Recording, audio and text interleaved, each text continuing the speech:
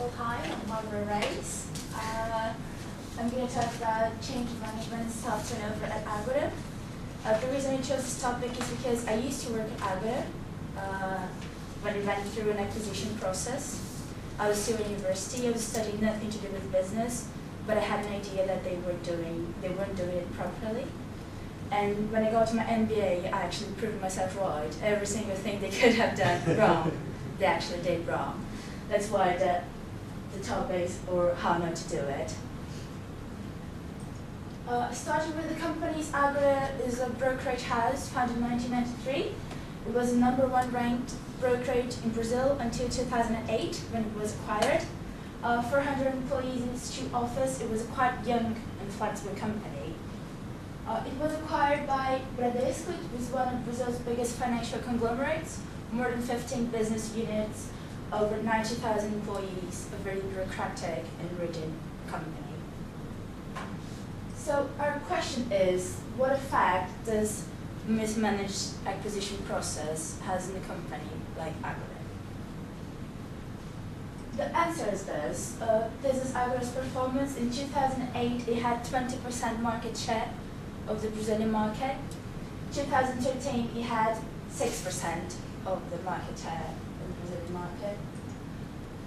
When it was acquired by something around £200 million. In 2011, the former partners made an offer to buy back the company for 50% of the price. They didn't accept it. So today, who knows how much the company is valued, if anyone has any interest in buying it. And when you think about what went wrong, well, many things went wrong, but here we're going to talk about the human resources aspect of it. So we can say that among the many things that went wrong, lack of communication, clash of cultures, and no clear strategy. Lack of communication, I used to work at the front line at the time. I heard about the acquisition through the customers who had read the news. Throughout the period I was there for another 4 years, and never received any communication on what were the new targets, the new vision of the company, what are we working for now. The clash of cultures, as I said, Agoda was a pretty young and flexible company, open office. You had access to every department, every manager. Bradesco, because of its size, it was a very bureaucratic company, incredibly hierarchical. So when we mix these two cultures, you don't have change management, things can go pretty wrong. And also no clear strategy. Once they acquired the company, they wasn't very sure what they wanted to do with it, if they were going to use the resources, the assets, if they're going to just shut up the business. It was not very clear what they wanted with the acquisition. All this and several other issues led to mistrust environment, which led to job dissatisfaction and then staff turnover, which I believe in the HR perspective was one of the main reasons Agoda lost a lot of competitiveness.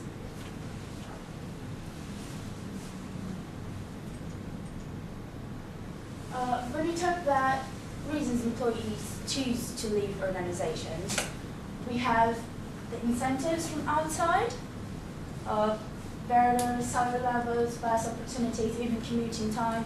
However, research shows that very rarely an employee who's got a very good job will leave to search for an even better job. So most of the times, people leave organizations because they're dissatisfied with either their pay, the line managers, they don't have any career development, have personality clashes. So people leave jobs because they're not satisfied with it.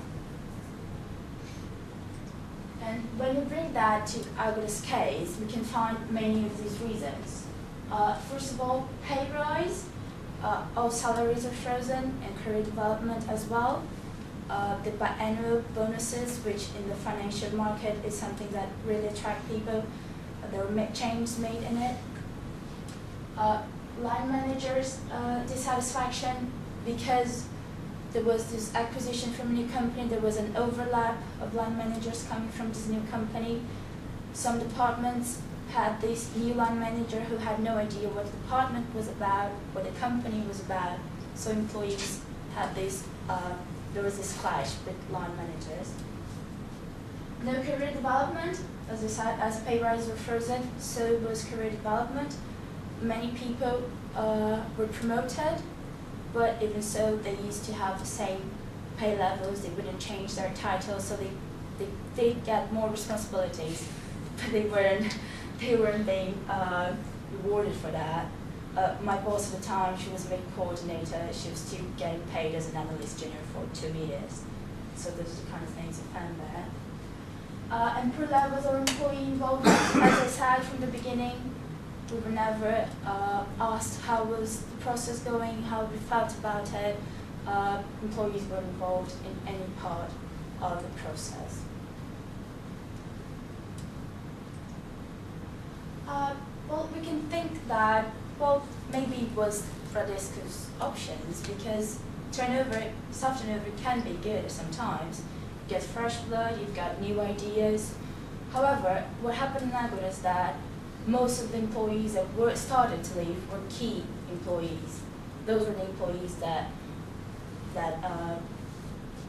gave to the company competitive advantage. And besides the direct and financial cost of recruiting, selecting, and training new employees, you have the most important ones, which are the non-financial costs. You have lower performance from the new employee, as James happened to say in his presentation. Work disruptions that happens when you have whole departments just standing up and quitting. What do you do when a whole department has left? Loss of organizational memory and tacit knowledge, which I think was a big issue there, especially because being a small market in Brazil, most of the employees moved to competitors, bringing this knowledge to our main competitors. And turnover contagion. We have this saying there that the last one to leave, please turn off the lights. So you had this feeling, I need to find a job quickly, otherwise I'll be the last one standing here. And once everyone starts having this feeling, you do have turnover contagion in the company. So when you think about recommendations, first recommendation would be obviously, well, please don't do it, like you guys did, please. Considering the acquisition has already been done and it's been going on for 5 years, recommendations to have a staff survey to understand the organizational climate. Throughout the years I was there, I was never asked how I felt about the acquisition, how I felt about the new company, how was my job. So understand how employees who remain there and the new ones, how they feel about the company. But also have an implementation plan, because it's important that employees know that they were heard. You don't want to just give the information and see that their opinion has not been taken into consideration. Have an integration team. Once there was no change team during the change process, now it's important to analyze areas of synergy between the two companies and find gaps that need to be filled. Because the way the companies are now, they're two separate companies that have different goals, and they still have an overlap of resources, of people, so it's important to find an integration between these two. And also have a career development. It's very important that people find their jobs meaningful. And Agoda can take advantage of the size of the group that Bradesco is, with 15 business units. So you can have a career development program that is not just for the company, but it works within the group, which is a very large group. It can bring people a lot of opportunities of career progression.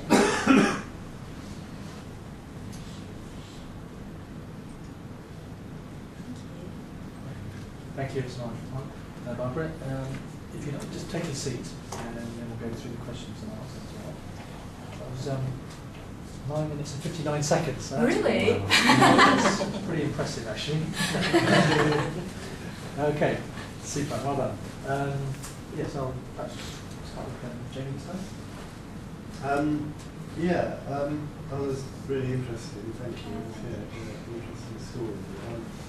I guess my question is basically about who are you presenting these recommendations to, and who's going to listen? I mean, the storytelling is very compelling, but this is your story, and it could be suggested that it's.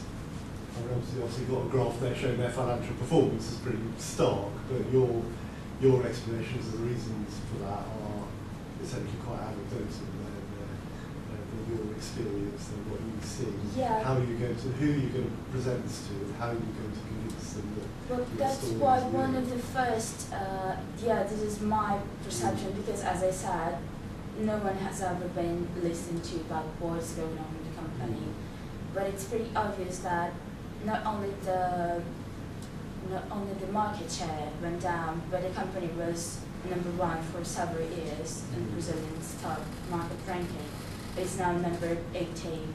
So it's quite obvious that the company has lost a lot of competitiveness throughout the years. So I think I would present this to the HR department, because, as I said, it's a combination of factors. It's not just start and owner, but I chose to use here through the perspective of HR.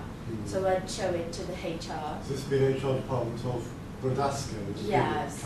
Yes, it's a big company, because they are, today, Agora's HR is just pretty much personnel. They do not, that's one of the things that also brought the company less power, because they do not have any power, they just deal with personnel stuff. So the strategic part is Bradesco, so I do, whoever gets these implementations to be done needs to talk with the holdings, with the company, so they understand that the path that the company is going is not going right. But at the same time, as I said, one of the problems is also that they do not have a clear strategy. So it is important to know if they, because as employees we did have this question, do they want to keep the business? Because the feeling that we got was that they do not have any interest in keeping the business. So it's very important that we have this idea of strategy. Do you guys want to keep the business? If you want to keep the business, we've got to do something. So what impact does Agora have on the bigger business to make people feel that it's just it's so small?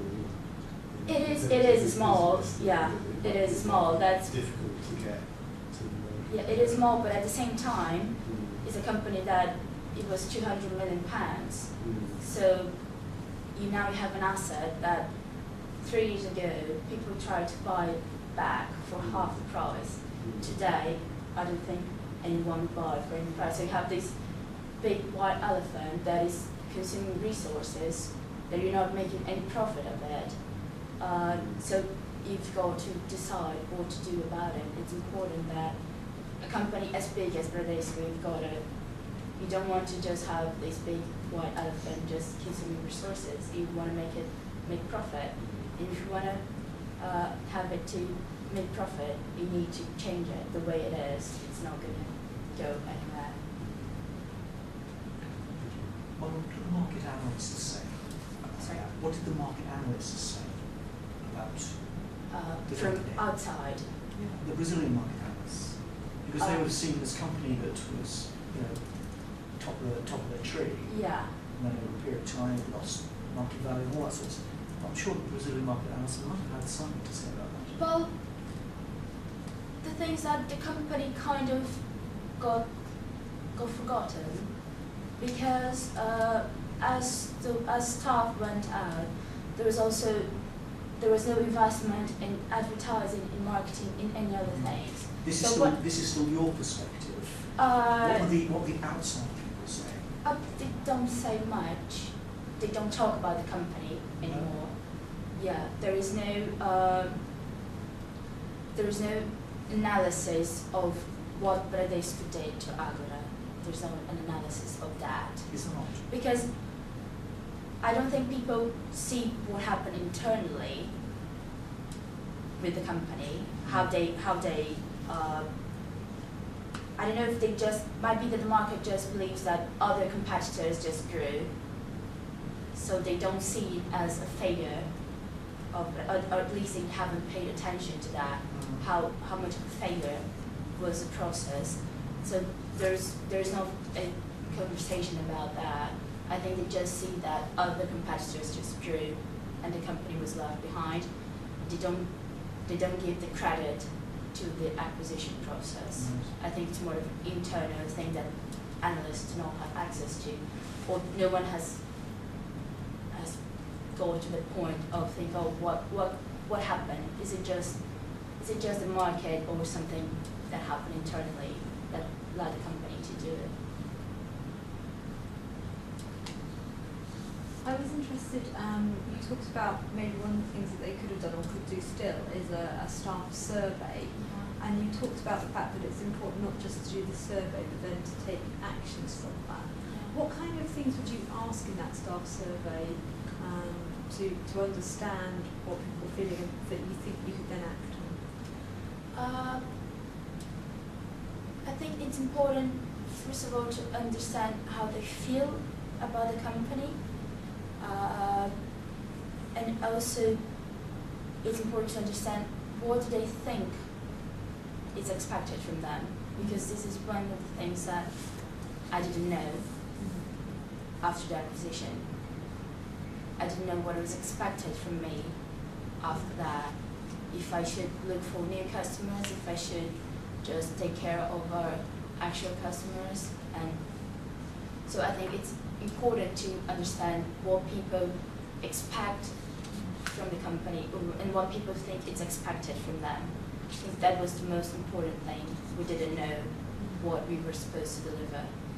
And I think once you know what people expect from the company, what they think it's expected from them, you can then cross this and understand where's the gap, because it might be that they think this is expected, but actually we're expecting this.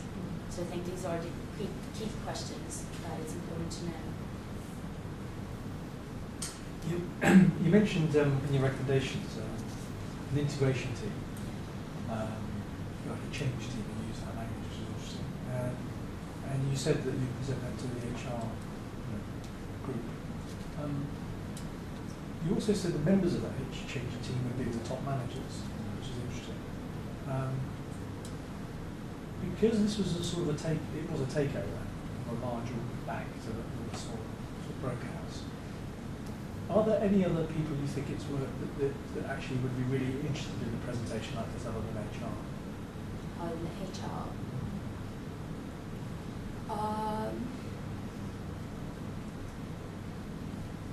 Maybe the top management of Bradesco. It's important, not just the HR, but actually because the company had a president that came from Bradesco. So I think for him it would be important to, because of the hierarchy, sometimes they're not sure, they don't know what is going on in the company. So I think it would be a nice view of what is going on and how much the company is actually losing because I think it's very easy for HR issues to be left aside. So sometimes business take control and people forget about that who makes the business is actually people. So I think it's important for them to see how this mismanagement of HR issues has been having an impact on actually the competitiveness of the business. So I think it's important for them to be there too. So for example, would you go to the president or the chief executive or the chairman? Or? Yeah, it's the president, maybe the president. I think it's because I think it's important for him to, because as I said, because of the hierarchy, I think sometimes things just get lost from the top, and they might not be aware of what is actually going on. So I think I might go try to get him to see, have a clear picture of what is actually going on. And these two companies, are they still branded separately? Or They are. That's one of the things. Because they didn't know. Because as it's a bank, they also had their brokerage house, the bank, and their initial idea was to integrate the two. However, it's probably one of the things that you think about before you acquire a company. But once they were there, they realized that the systems, they wouldn't talk to each other, so they couldn't get integrated. So they don't know. They really don't know. And what gets the employees is once the top managers don't know what to do, you really don't know what to do. So you just do your day-to-day job. Just make sure you do business as usual. But there is no the company was very innovative, very technological. So there's no new products, new things going on. People are just doing their business as usual. More to do the same perhaps. I can imagine if you wrote an article and submitted it to the Brazilian Financial Times that said how not to mess up like British. That'd be quite an interesting article. But when I was there, for me it was always like, well, it should be a case of how not to do it. Yeah. And when I got here, I was just like, oh yeah, it's actually no. Has this firm, Bradesco, made similar acquisitions in the past? Yeah, they think are so? huge. So one of Brazil's biggest banks, aren't they? Yeah, they have like So 15 you would have business thought units. they would have quite a bit of experience of That's what of you think. doing this. So, yeah, I mean, I think my concern is how you're going to get the ear of the relevant people, because I think what comes across to me is probably senior management just want to wash their hands of it. Yeah, I They think. made an acquisition either because they just wanted a competitor out of the way, or they thought they were going to get something they didn't, and actually it's too small for them to worry about. So that it just seems to be. Yeah, our really feeling is that bad. they're just waiting for the business too. But the previous partners, they built such a strong company that even though they're trying to close the business, it still but goes if on. you've had that kind of level of staff turnover, how much willingness is there within the company that's to keep fighting? it's one of the points. Yeah. I don't know if there is this So you're saying, willingness. is it incompetence? Is it just a general lack of interest really? Well, it's difficult to tell, but from what I see, I think it's probably just a lack of, we've bought something, we've made a mistake, it's too small to care about, let's just Let it bleed. just let it bleed. Okay, yeah. And so I think we might struggle to find But it's something. taken a long time to go to that. Die, It'd probably be, in terms of the size of the companies, the amount of money it's hemorrhaging is probably barely noticeable to the bigger companies. Yeah, probably. So, But if you look at now, the level of Brazilian economy, because the share market in Brazil is quite tiny. But as the country develops, it is a business that it's likely to grow. So even though today it's a very small part of the business, if you have this, if you think ahead, it might become very important in the future. So you should be looking at it now. But I don't know if they think that way. Barbara, thank you so much. Thank you. Thank you, folks. I'm going to have some teas again and make some notes. Thank you. Thank you.